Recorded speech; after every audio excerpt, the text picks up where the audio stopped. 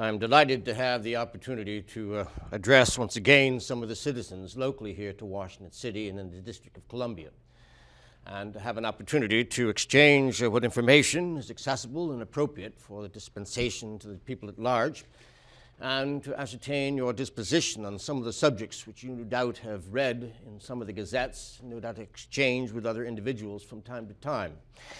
I feel it's somewhat obligatory, if not incumbent, upon such public stewards to have opportunities to address the people on subjects which occupy their minds.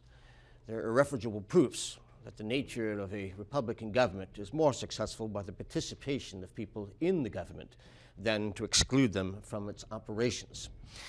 As was mentioned, I'm delighted to have you here on this 27th of March here in 1811. Some of you have been at some of the other salons along the way, and I hesitate to appear entirely redundant in a reflection and revisiting of the issues that were the topics of those discussions. But it may be helpful at least to give some review. I believe on the table there is some account of the last time I met with citizens here in Alexandria in January, and an indication of the paper that was produced yesterday. Mr. Galen is the new publisher of the National Intelligencer, which is the local paper here in the area other than the Alexandria Gazette, which is very federalist in its natures. Those of you who apply yourself to the Alexandria Gazette may be influenced by the federal sentiments expressed therein, which is not always the review of this administration. And the Intelligencer, I think, is a more moderate representation of those events which take place. And I believe in your issue of the Gazette, there is generally in the first page an account of the debates and proceedings of the Congress. They are usually somewhat tardy, but they have to be recorded before they can be placed in the papers. And also other events that occur in page 2 and 3 of the Gazette, which give you a more worldly view of what's transpiring and what letters have been received by Mr. Galen of late.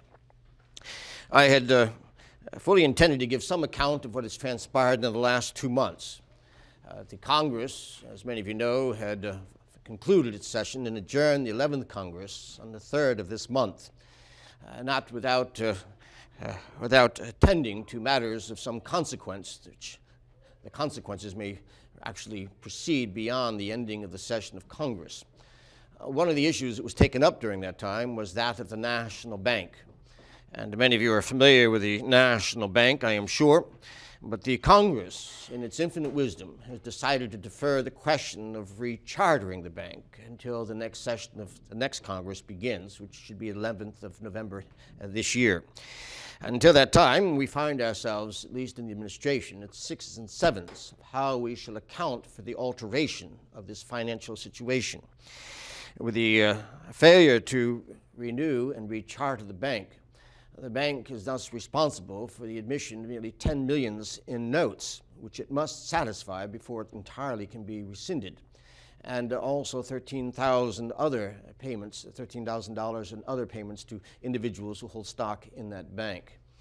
The situation, simply put, is that the funds of the national government will now be placed in several state banks and dispersed amongst them, much to the delight of the state banks, I can assure you. And those of you who have investments in those state banks may wish to review your portfolio as a consequence.